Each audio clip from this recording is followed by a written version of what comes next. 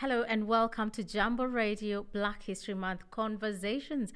Today we will be having a conversation under the theme Saluting Our Sisters and Matriarchs. So today in studio I've got lovely ladies, but before then let me introduce myself. I'm Lady Ann Duncan and I've got a Fiona Matovu, Nassim Suleiman and Satya joining us online. So Fiona, you're welcome and please introduce yourself. Thank you. Thank you for having me, Anne. It's a real delight to be here today. Um, I am Fiona, and I'm co-founder and director of Radiant and Brighter Community Interest Company. I have been involved in working with minoritized groups and racialized groups for 15 years, but we set up Radiant and Bright about 10 years ago. So real delight to be here today talking about, the experiences that we've been through. Great, thank you so much. Nassim Suleiman, please introduce yourself. Hello, good evening. My name is Nassim Solomon. I live in Edinburgh. I am a welfare and a benefit advisor and a family support worker. I work for an organization called Networking Key Services, NKS for short. It is an organization based in Edinburgh for South Asian women and their families to empower them to make better choices in life. Great. So we have Satya Dunning online. Satya, are you there? I am. Thank you, Anne. Hello. Hello, please introduce yourself. Thank you very much for having me here, Anne. Hello, Fiona and Nassim. Such a pleasure to be with you. I am Satya Dunning. I'm the facilitator and founder of Stepping into Life. I'm dedicated to emotional, nutritional, and body literacy for Black women in business. And I've just qualified as a healing diet nutritional coach. And I'm really, really delighted and excited to be part of this panel discussion. Great, thank you so much. So today as we discuss on the theme of saluting sisters and matriarchs, Fiona, if I can start with you, what does this really mean to you and your organization, especially now Black History Month is here with us? First, I want to say thank you for bringing us all together. Being together with women in the same room, women of color, that is a privilege that we don't always have here in Scotland, and so it does mean quite a lot. A few years ago, actually, it would have been 2018, I believe. We set up a women's group, particularly because I was going to places and I'd find myself in a room of 200 people, maybe 400 people, and I'd not see a woman of color in there. And it was very disturbing, especially I have a daughter as well. And so at Radiant and Brighter, we decided we'd have a women's group. And I remember at that point, I just thought if I can have just 15 women, that would be great. And so we applied for funding and we got funding to work with 15 women over 18 months. To tell you, by the end of the program, there were 120 women that we were working with. So it does mean a lot to me that we have that we can be together. But also I'm greatly honored to be invited to speak on such a very important aspect, matriarchs. I'm not sure I completely qualify, but I'm just really grateful to be able to do that. It's a delight, but it's an honor, but it's also something that shouldn't just be celebrated in Black History Month. I think we should be celebrating that every single day. It really does mean a lot to me.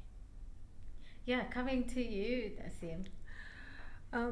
First of all, I'd like to say thank you very much for this is the first time that I've been here. I didn't even know that we could make such a big impact on our organization or on our women. I'd like to say thank you very much to Health Alliance Scotland for giving me this opportunity to talk about our organization and to talk about women of color. The organization I work for have been going on for about 30 years. It was actually set up by 2 or 3 Bengali ladies because they didn't have anywhere where they could go, talk, get together. And, you know, like Fiona said, I think in those days there wasn't anything going around in Scotland anywhere. So now it's progressed to we would have over 200 people going through our doors at any given time. We've got different languages, English obviously, Hindi, Urdu, Bengali, Punjabi, a little bit of Swahili, which I speak. And our organization is there to empower women to make better choices in their life and then to help them find jobs, which is, again, is I would say get them out of the house, you know, once they've finished working, getting the children ready for school and everything, is to make sure that they're seen in our culture, really. So I'd like to say thank you to them as well. I started working with them about 12 years ago, which I wanted to do. And I've seen the growth in our women. Health Alliance have given funding for digital. And I've seen so much change in our women whereby they had phones and they didn't know what to do with it. Now they actually know that they can make not only phone calls, but they can do digital things, log on, everything. So I'd like to say thank you. Wow, that's quite impressive. Well done, guys, for your great works. You know, empowering women. So you mentioned digital inclusion. Yes. You know, at the local level. How did you get to start with that? And which group of people do you empower with this kind of empowerment or skills? I think it's been now 3-4 years that we realized that everything is going digital. Doctor's appointments, hospitals, schools, everything. As it is, it was so difficult to make appointments and everything. Then we realized that if we don't learn ourselves how to do it, how are we going to teach our women how to do it?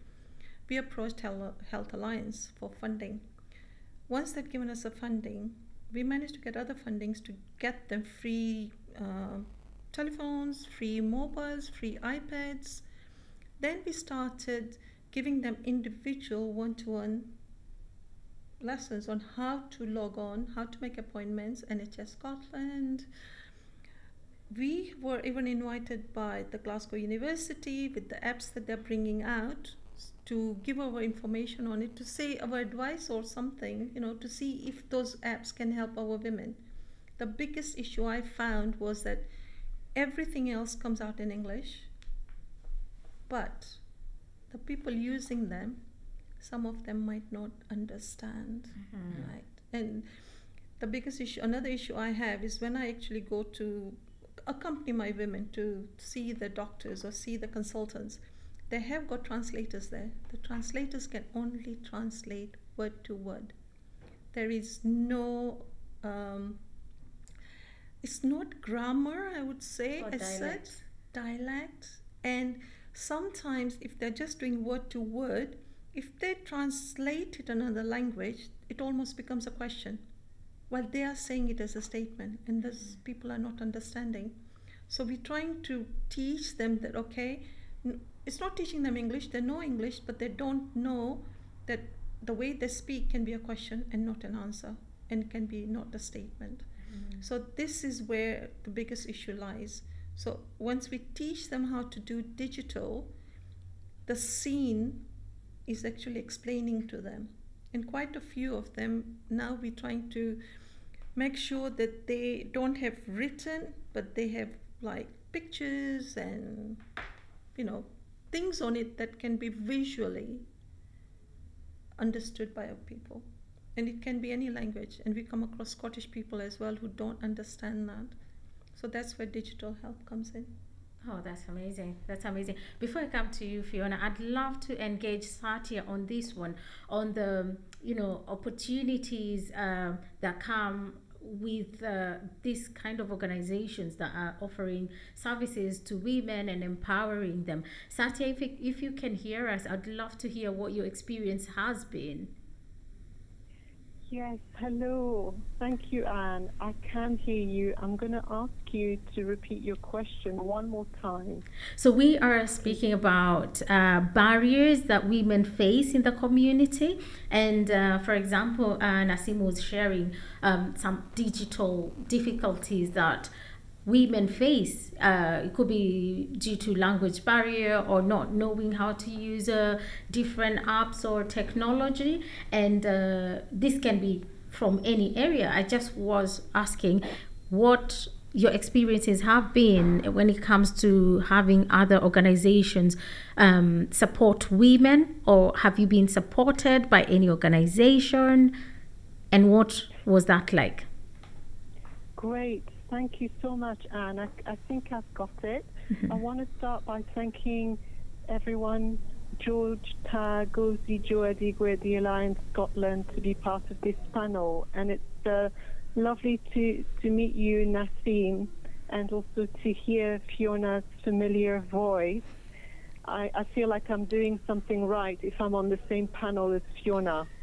And I'm really sorry that Trimuche McLean Mushaka couldn't join us today. So I'm speaking from a lived experience point of view as a mixed race woman, a black woman setting up her business. And what I see happen is that black women, human beings that are female with the black bodies, are facing not just external adversity, but also internal adversity. And what I mean by that is that, for example, in the UK, only 6.1% of small and medium businesses are ethnic minority led, in a country where individualism and masculinity are ranking high, but also misogyny and racism is on the increase, and where values such as caring for oneself and also others and equity in quality of life score really low. And you know, how many businesses are led by black women in Scotland? Probably lower. Very low. And black women face tremendous intersecting layers of disadvantages and trauma, ranging from double discrimination for being a woman and also black, gender violence, racism, economic, social, educational disadvantages. And from my point of view, as someone who has experienced some of these things, and as a woman of color, the work that I bring in my organization, Stepping into Life, is to address the internalized adversity that many black women in business have. It's a kind of internalized psychological adversity where I see black women become their own worst enemy. So one of the common experiences that I've come across, and including it in myself, is subjugating their needs to others. And this can be very subtle and unconscious. And what I mean by that is a real focus on taking care of others at the expense of their needs and excluding themselves. And it's a really big issue, because it can result in an inability to say no, to set boundaries, to have a language, to name what's happening within you. And language is so crucial, and so is naming. And Kimberly Crenshaw, who coined the word intersectionality, says that if there is no name for a problem, you can't see it, and therefore you can't name it and solve it. So my work, my own personal journey, has been about learning to get that language to name what is happening within me as the external adversity is taking place. Then now to develop that into an emotional literacy program in my organization, Stepping into Life, to support Black women in business who are dealing with so many obstacles and challenges on a daily level, to access resilience internally by developing their emotional literacy. So I'm going to stop here. I hope I have, in some ways, answered your question, Anne. Yes, you have. Thank you so much. And then I'll come back to you, Fiona. Sati has just said, if you don't name a problem, you cannot see it, hence you cannot solve it. What are some of these problems that you've seen amongst the people you support, or the reason for you starting this organization? What are those problems? If we can name them now, and then tell us some of the solutions you've come up with. Oh, when you start talking about Black women, you want to name all the problems? Have we got a whole day? But absolutely, I agree. If you can't name it, you can't address it. I do agree, and I think so. Where we started, and this is for us our journey. Having come from Uganda 25 years ago, I've lived in Scotland 15 years now. When we came to Scotland, we got here. Just today, I was reflecting on it, and I realized, but I just thought about an experience we had that was quite a turning point for myself and my husband before we set up Radiant and Brighter. I'd worked with different organizations. Before we had internet on our phones, there was the first the gadget was a pocket PC. And I was working with an organization that gave us those pieces to go and train different people in different stores. So I'd done quite a bit of work. I trained staff members in tech stores. I'd worked as a receptionist, training people, within the organization, which is a well-known hotel. I'd done all these things, and I got to Scotland, and we spent 5 years not being allowed to work due to immigration controls. And then we got our residence permit and thought, that's it, we're going to go and work. It's going to be great. We've waited this whole time. Mm-hmm. We have skills, we have qualifications, it's all going to be good. Mm-hmm. No. I walked into the turning point. One of the turning points was I walked into an agency. It wasn't even within a company that would employ me, just an agency to register me. And the receptionist looked at me, and I said I just wanted to register. I'd seen the information they had. I'm sure they were registering everybody because nothing I saw online said no. And within 2 minutes, she said, no, sorry, we can't register you. And she didn't even give me a reason. And within 2 minutes, I came with my CV. She didn't even bother to look at it. And I walked out very distraught, and I got home, and Michael, my husband, said, you know what, that's it. We just need to set up our own organization. We know what the problems are. We know what the solutions are. But when we started, it was literally to just support people to integrate within the communities, to set up business. No, set up business came later, but it was to find jobs. And then it dawned on us that people couldn't quite find jobs. And if we did any work with them, they'd still end up unemployed. So we decided that we would work with organizations. So we started to work with organizations, asking them to think about their own spaces, because people were either being pushed out or they couldn't get a job. And if they did, they experienced racism. So talk about naming, we must name racism. A lot of organizations are petrified even of saying that there is racism within the institutions, within the organization, within the spaces where we are working. But the truth of the matter is we've all internalized it, and we have to unlearn certain things, and racism is rife. So first and foremost, we must name racism, because when we don't, for a person that is experiencing it, my first experience was internalizing it and thinking I am the problem. Exactly what Satya is talking about. I thought I'm the problem. I'm the one that chose to come here. I'm the one that's not getting the work. I'm the one that needs training. But we must understand the structural issues that cause us to internalize the cultural elements that say a woman is less. If you're black, God help you in this country. And if you're Muslim, you know, and if you're going to dress in a certain way. So we have to name these problems, and then we must not stop at naming. We must consider not just becoming experts of naming the issue, but we become people that actively address these issues. And not just black people. We need people of all ethnicities addressing this issue, because it's a problem for all of us. Yeah. Wow, that's I totally agree with you. I want to come to you, Nasim. I've been in spaces where people say, yeah, name it, put it on the table, let's discuss it. Black History Month is one of those things that if you're not from a BME community, you kind of shy away from the table. Like, how do I come in?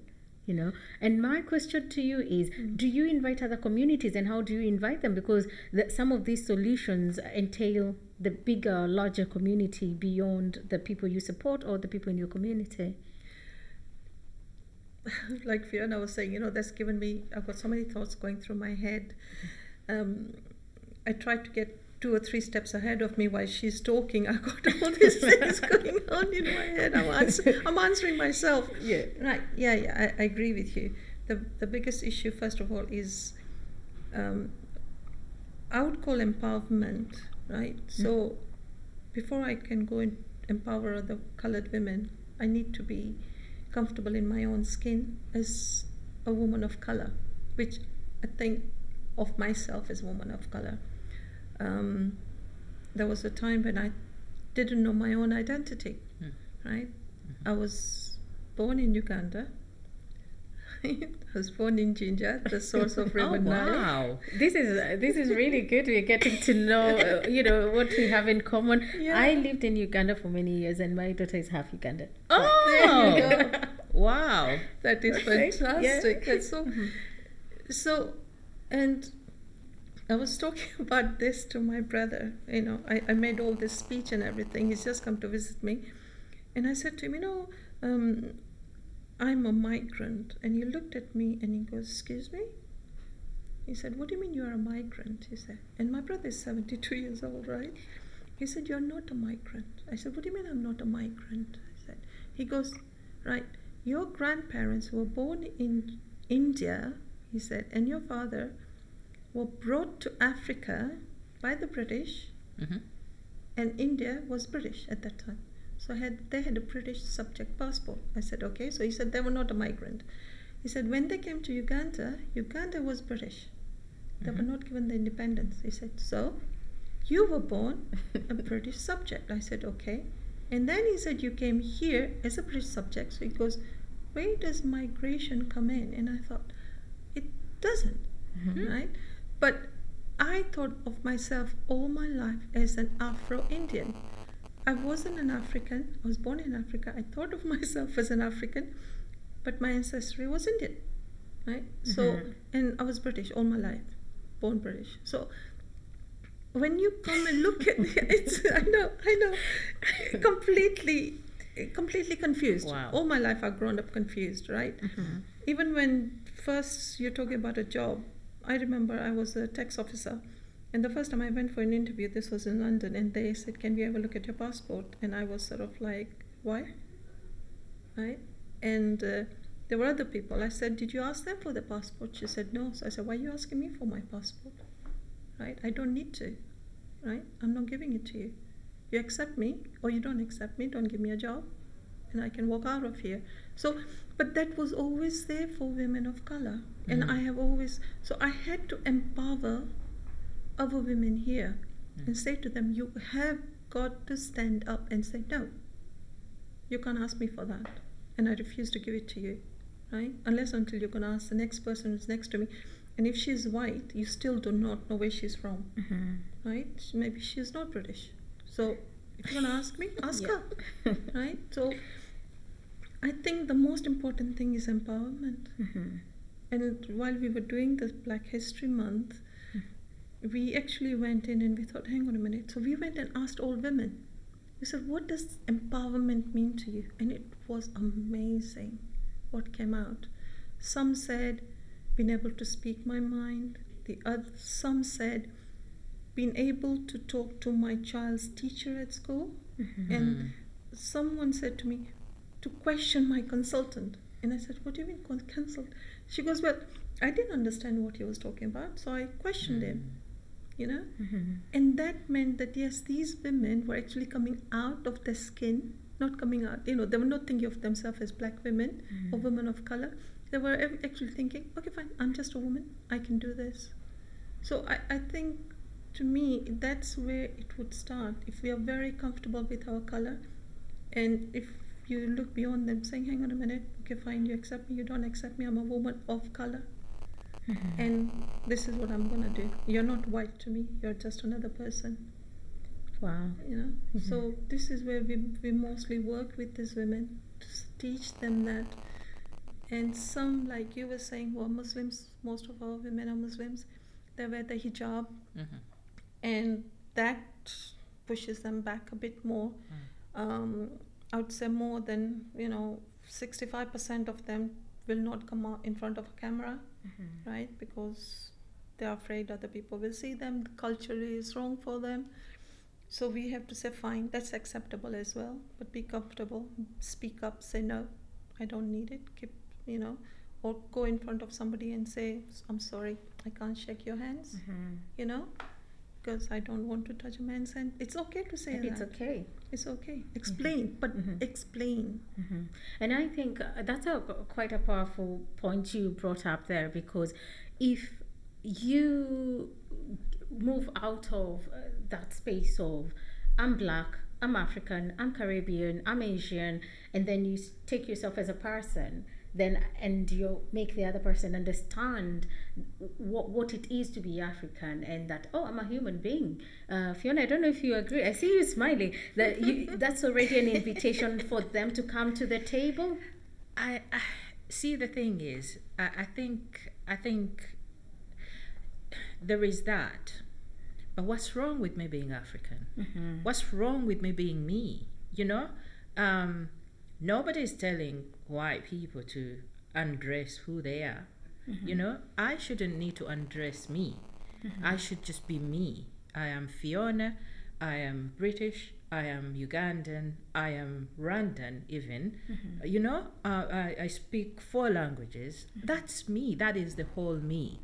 So it shouldn't be us that are problematized and therefore that have to solve the issue.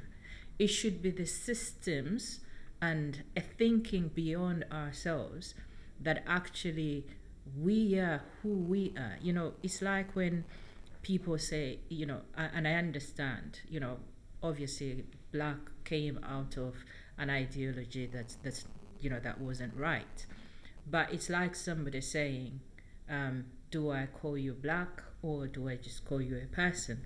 I'm like, I'm Black. Are you saying there's something wrong with my color? Because this is who I am.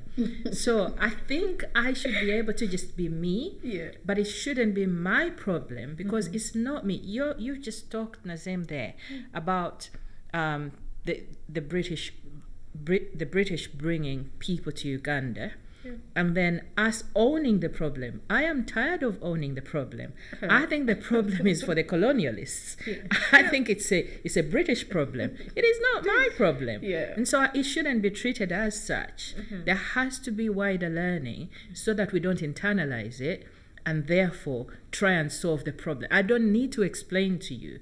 White people didn't need to explain to me. They don't even need to explain to me now when they come to Uganda. I just embrace them and welcome them. There has to be a stage at which I stop explaining myself. And if you need to understand, there's so much on Google. There's so much online. You can educate yourself. But what we want to do is have that conversation.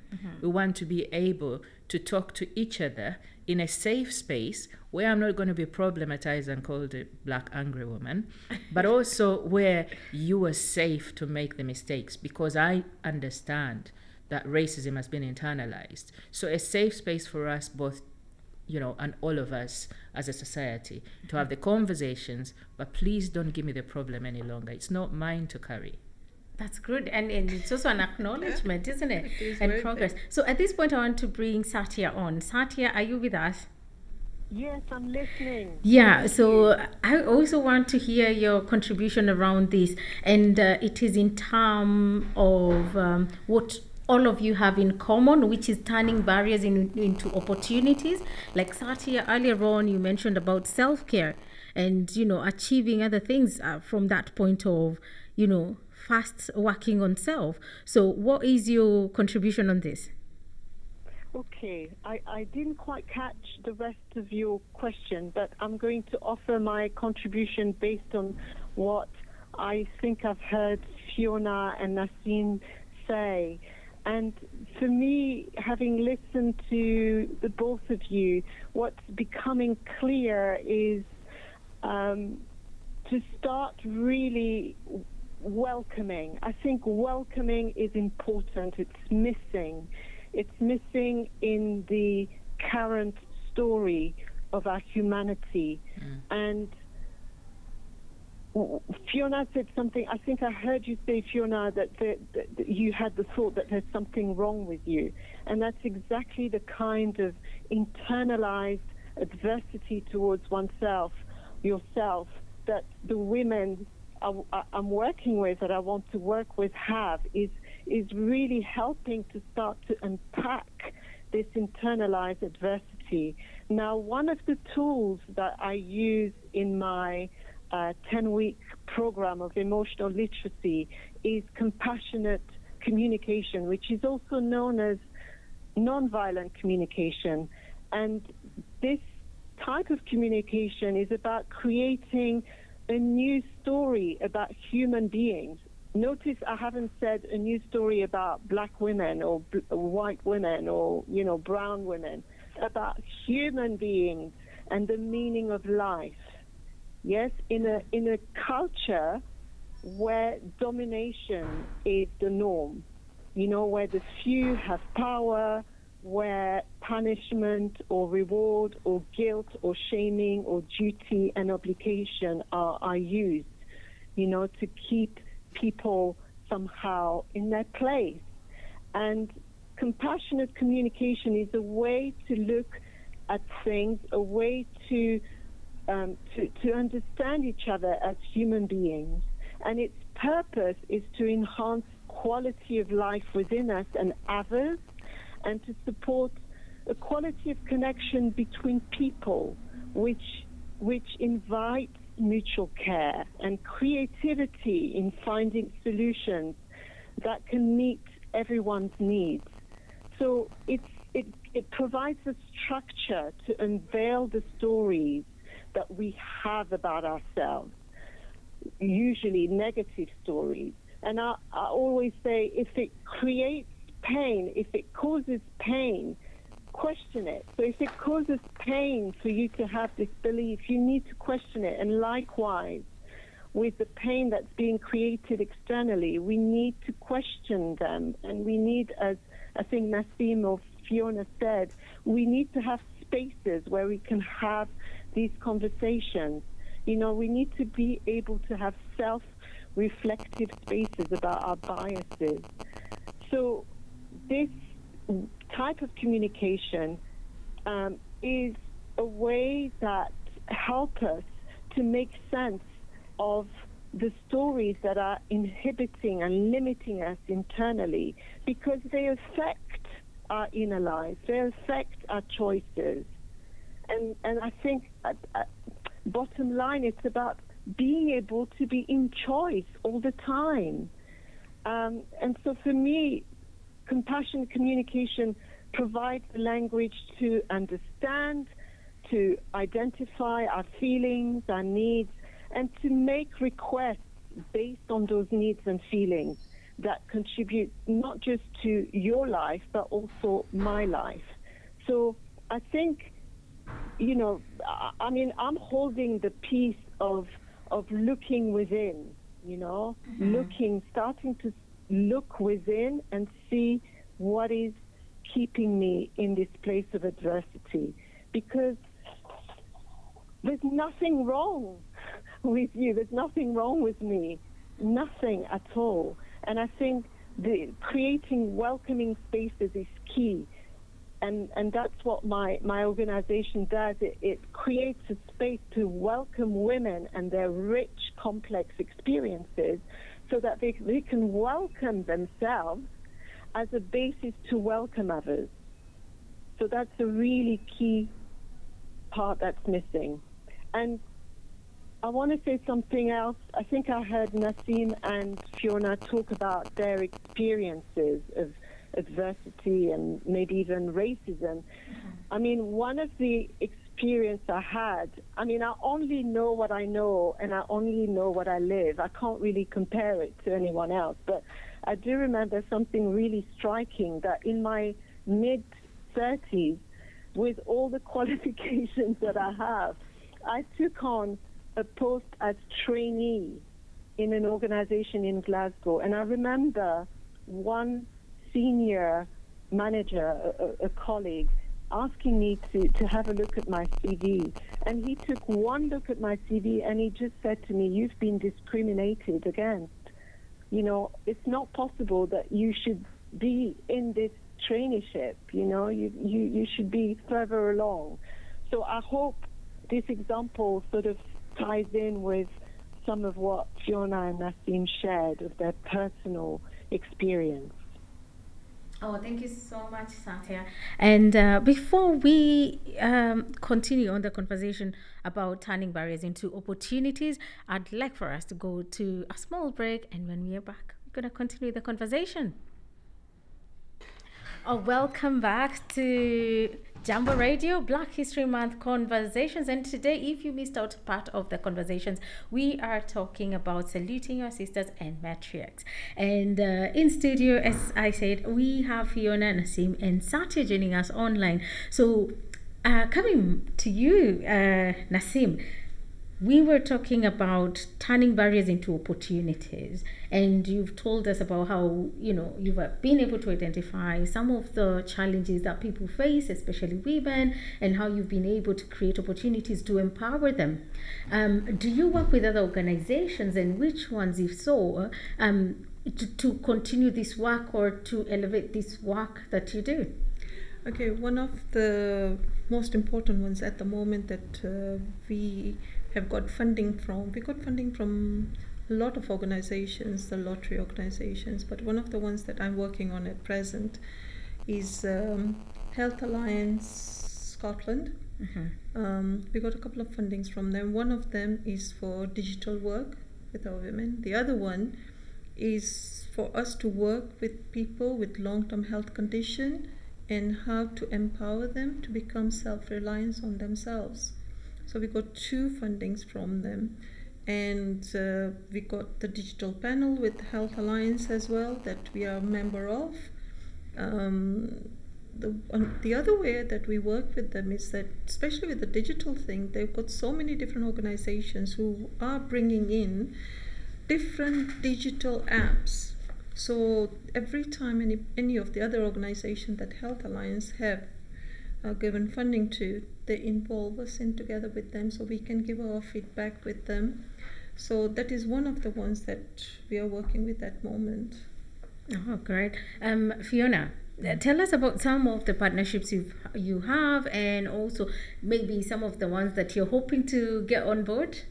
Yeah, so we've had some work with different organizations. As I said before, we started off supporting people, and then we realized the system is always fixing us. So we stopped doing that, and we started working with how can we fix the system.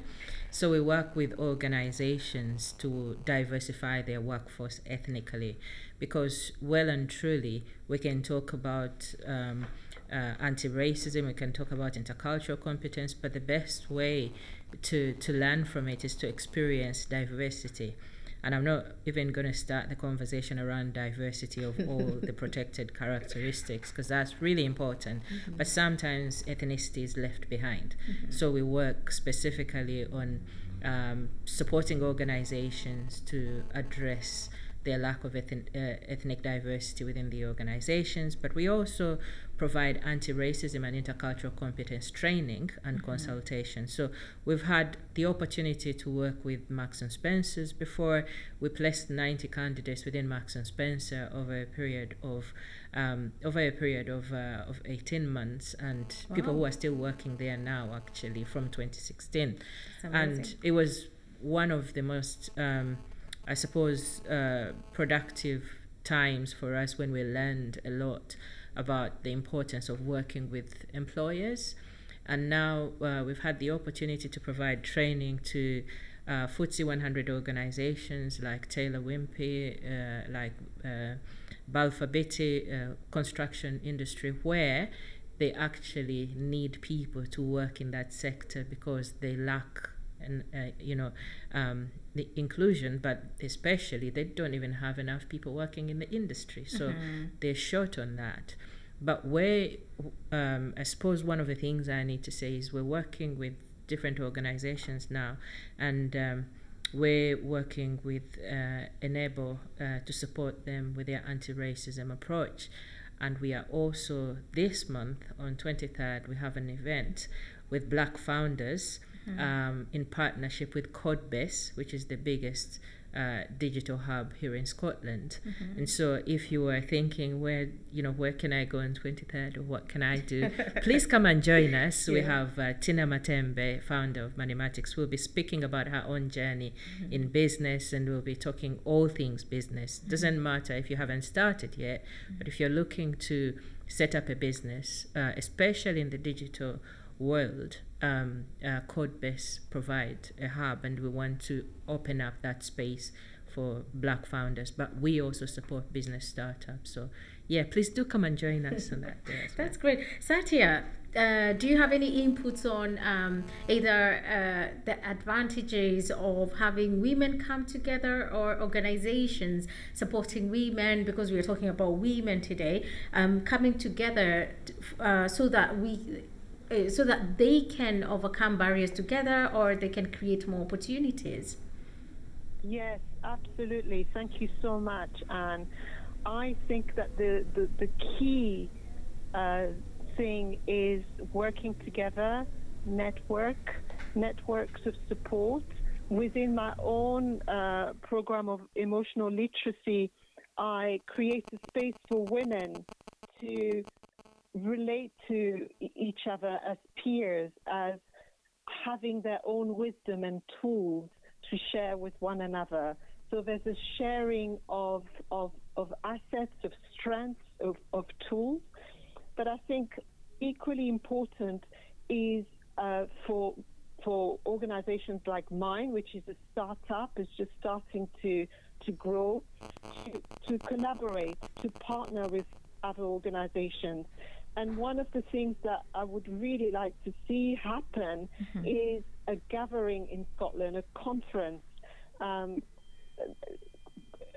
with the topic of from adversity to resilience, welcoming spaces for Black women. I would love to work with the Alliance Scotland, with Radiant and Brighter and Key Networking Services, Jambo Radio, and just really collaborate to share stories and experiences of resilience.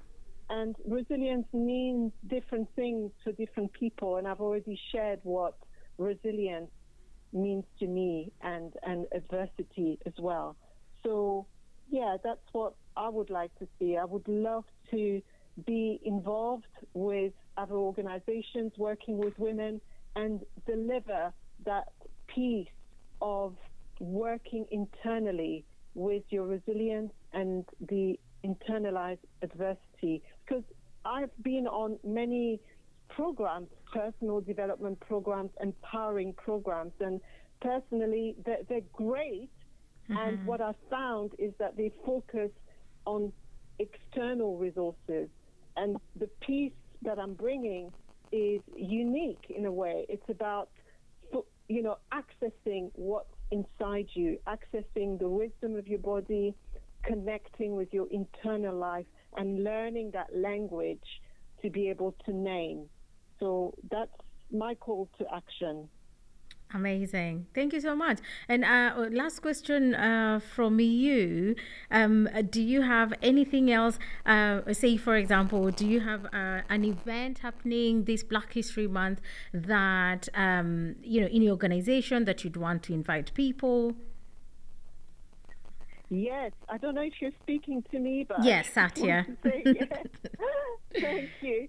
So I've just qualified as a nutritional coach. So I'm definitely welcoming clients. I'm welcoming partnerships and collaborations. So please contact me if you're listening to this discussion.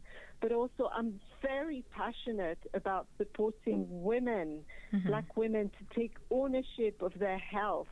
And I'm a fan and I'm passionate about natural health solutions. So I'm launching a series of natural health webinars, and the first one is on the 21st of October. And our first speaker is a naturopath based in Hong Kong.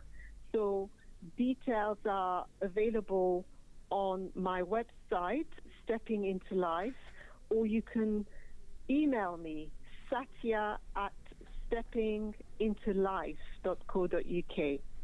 Thank you. Thank you so much, Satya, for sharing that. Fiona, I'll come back to you. On the 23rd of October, you have an event as well that you just mentioned. Where is it going to be happening?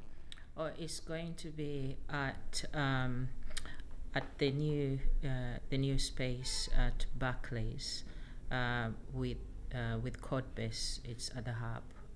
Now I need to remember what the hub is called. I'm trying hard The to Eagle remember. Labs? The Eagle Labs. Eagle yes. Labs. Yes, yes. Thank you. And we will, of course, share such details when this goes out. Nasim, tell us, what do you have in store for Black History Month and the days to come? We don't have anything planned this month. We just got so much going on.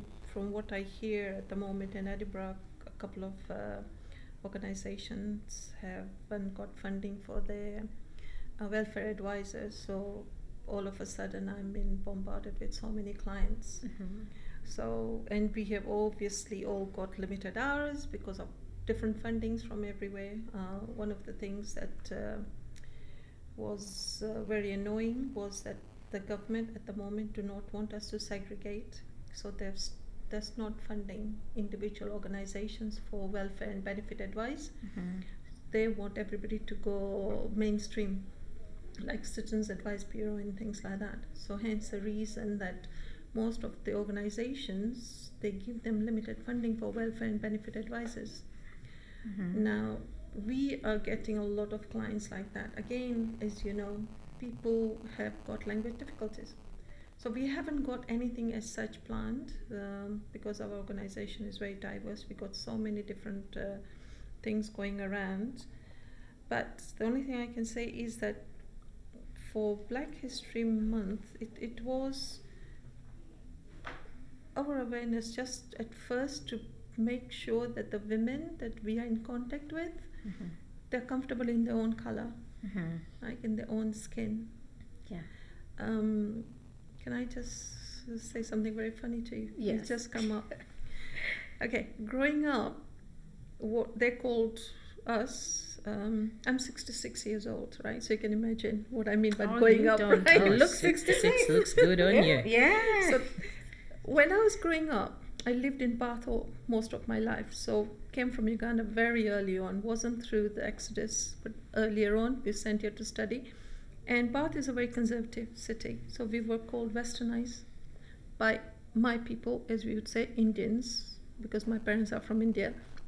So, you know, the whole culture, the whole community. So they used to say to me, oh, but you're too westernized to be Indian. Okay. Then I started saying, okay, fine, I'm African, because I was born in Africa. And this one incident where I was a tax officer by this time. We had gone out for Christmas dinner, and they were all, you know, educated people there, I would say. So this one lady asked me, she said, oh, and where are you from? So I said, I'm from Africa. And she said, she looked at me, she goes, you're not black. So I said, no. So she said, well, how can you be African? the only thing I could see was all my friends standing behind her saying to me, zip it, like the action with the mouth, Yeah. because they knew that I was going to go into this whole detail about colonization. Right? And then, so I was thinking, what? I said, no. So I thought, no, I'm not black. I'm from Africa. Right? Then I said to her, oh, my ancestry is Indian. So she looks at me and she said, but then why were you born in Africa? That was quite trial. And I just walked away. I had to walk away. I said to her, excuse me, been polite, excuse me, and I walked away. And I thought, what do I say? But yeah, and that is my way of saying, no, I need to bring this awareness to our ladies now. That you can be easy, you can be comfortable in saying, yes, I'm black, I'm not black, and I'm black, but be comfortable in whatever your skin is. Amazing. So where can people find you? My organization, the one I work for, is called Networking Key Services. Short form is NKS, so anybody who is Googling us is NKS. We are based in Tollcross in Edinburgh. It's a school, it's an annex of a school. We do support South Asian families, women and families, but my work with the benefit advice is for everybody. So I have got clients from Sudan, I've got clients, Somali clients, I've got every client coming to me, and we are based in Edinburgh. Amazing. Thank you so much, ladies, for joining me today. And that was a lovely, lovely conversation. Thank you. Thank you very for much. having us. Thank Yeah, you very thank you. much. Thank you. And I Thank want you, to Jambo Radio. salute all of you as the theme says, saluting our sisters and matriarchs. So today we had Fiona, co-founder of Radiant and Brighter Community Interest Company. Yes. We had Naseem Suleiman from NKS. Correct. Satya joining us online from Stepping Into Life. Satya, are you still there? Yes, I am. Yes, you, and thank you so much for joining us. I hope you all enjoyed and do have a good time. Enjoy the rest of Black History Month. Thank you, Andy. Thank you. Good night.